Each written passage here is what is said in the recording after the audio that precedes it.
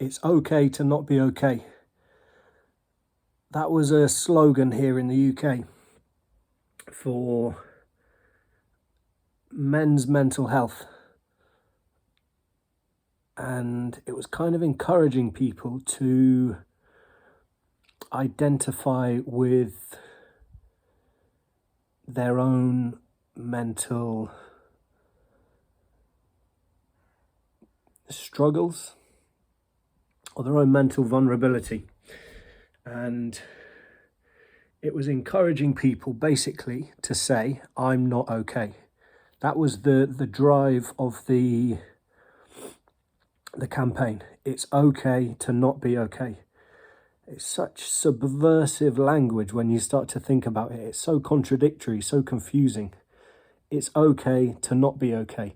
I understand the drive of it. The drive of it was to destigmatize feeling not okay. But not only destigmatize it, it was to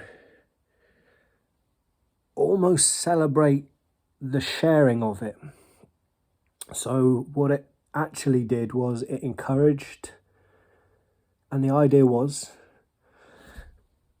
there's a male suicide epidemic in the UK, and this was the government's approach to it,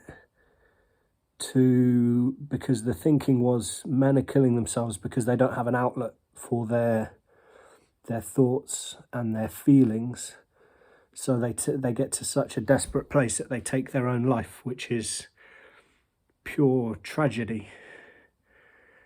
To get to such a desperate place in your mind that feels like a release, that feels like a relief.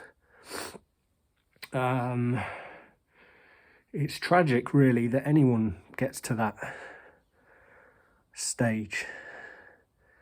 It's a tragic loss of human life and the effect it has on not only what that person has to go through to get to that point, the anguish they must experience, the fear, the sorrow, the shame, the deep sense of desperation and terror and loss of all hope. That's where they find peace from that mental anguish. That's a tragedy that one person has to experience that, let alone hundreds or thousands. But then every time someone takes their own life, everyone around them has to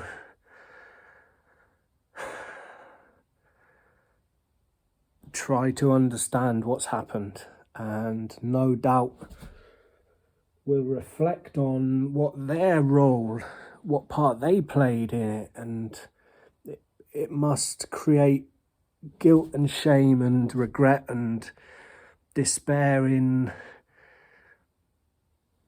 the people close to that person.